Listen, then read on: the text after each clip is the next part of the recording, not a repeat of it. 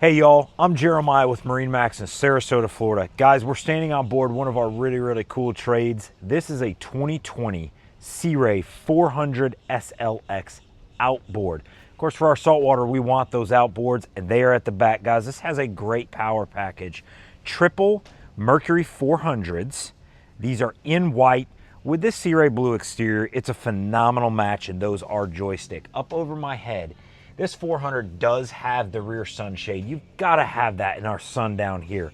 This is also a full teak boat. Teak table, teak flooring, and this is one of the early gray interior boats. Of course, anyone that knows me knows I love that. Guys, the co-pilot seat here on these 400s spins. It has two positions, 90 degrees and facing rear. It makes it very comfortable. This boat was run by a captain, and the helm makes that usable. You have very large screens, 16-inch screens from Simrad that are all touch and very good. That joystick control system I had talked about. You've got that Fusion head unit that we love that's touch screen.